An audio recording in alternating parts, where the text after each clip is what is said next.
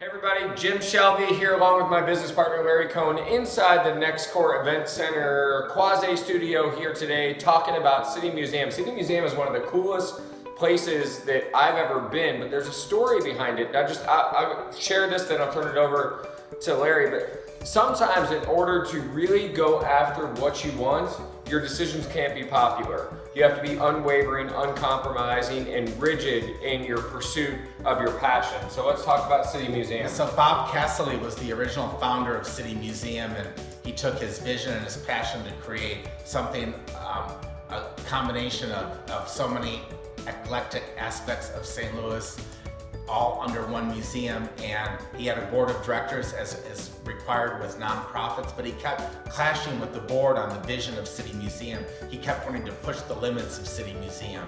And so long story short is he ended up buying the museum from the nonprofit organization. And why that is interesting is you just simply don't do that. There are not for-profit museums in the United States, maybe just a handful of them, but none the size of City Museum. So he had no business model to go on, he had no role models to go on. He just knew that he had a desire and a passion within his heart and within his mind of what he wanted his museum to be. So he went on uncharted territory, pulled away from the nonprofit, did something that they said couldn't be done, and has now built an enormously successful for-profit museum.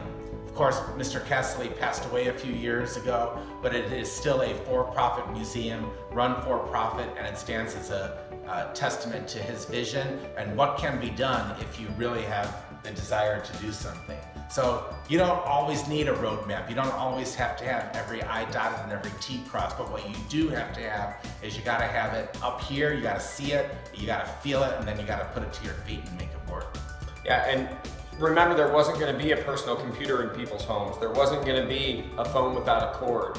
And there might not have been a for-profit museum. Somebody has to have the vision, be uncompromising, rigid in their pursuit, and fierce as they go after what they believe.